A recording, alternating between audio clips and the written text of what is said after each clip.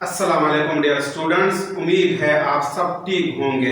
मैं हूं वकार अहमद अपने चैनल मैथ की दुनिया से।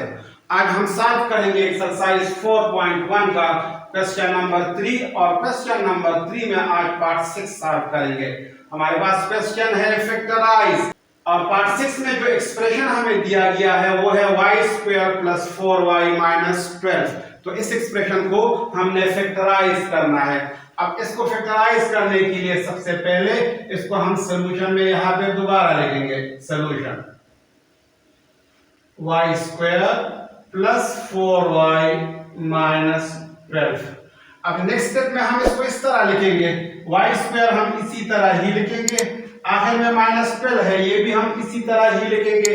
अब यहाँ पे प्लस है, ये प्लस भी हम इसी तरह ही लिखेंगे और वेरिएबल y भी हम इसी तरह ही लिखेंगे।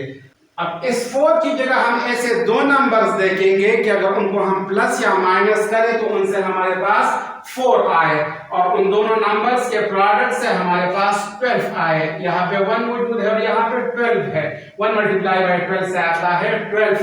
तो दो ऐसे नंबर जिसका सम 4 के बराबर हो और प्रोडक्ट 12 के बराबर हो, हम यहाँ पे 4 की जगह लिखेंगे। तो यहाँ पे हम अगर 6 से 2 को सब्ट्रैक्ट करें, 6 - 2 से आता है 4 और इसी तरह अगर 6 को 2 से मल्टीप्लाई करें, 6 × 2 से आता है 12। तो इसका मतलब यह है कि हम 4 की जगह यहाँ पे लिख सकते हैं 6 - 2। अब नेक्स्ट स्टेप में हम इसको सिंपलीफाई करेंगे और नीचे इसको इस तरह लिखेंगे, y² हम इसी तरह ही लिखेंगे। ये प्लस मल्टीप्लाई होगा, यहाँ पे जो प्लस है यहाँ पे प्लस मौजूद है, प्लस मल्टीप्लाई बाय प्लस से आता है प्लस और 6 मल्टीप्लाई होगा y के साथ, 6 मल्टीप्लाई बाय y से आता है 6y। इसके बाद ये प्लस मल्टीप्लाई होगा इस माइनस के साथ, प्लस मल्टीप्लाई बाय माइनस से आता है माइनस, तो यहाँ पे हम लिखेंगे माइनस और फिर इसके बाद 2 को हम मल्टीप्लाई करेंगे y के साथ, 2 मल्टीप्लाई बाय y से आता है 2y। तो यहाँ पे हम 2y लिखेंगे और ये -12 हम इसी तरह ही लिखेंगे। अब यहाँ पे हमारे पास दो पेयर्स बन गए हैं, तो दोनों पेयर से अब हम अलग अलग कॉमन लेंगे। इस पेयर से हम y कॉमन ले सकते हैं। जब y हम इस पेयर से कॉमन लेंगे तो यहाँ पे हमारे पास y बाकी रह गया और यहाँ पे +6 बाकी रह गया। इसी तरह इस पेयर से -2 हम कॉमन ले सकते हैं।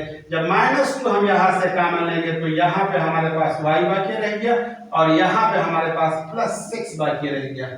अब यहाँ पे हम देख सकते हैं कि y +6 यहाँ पे भी मौजूद है और यहाँ पे भी मौजूद है। तो अब हम y +6 को यहाँ से कॉमन लेंगे।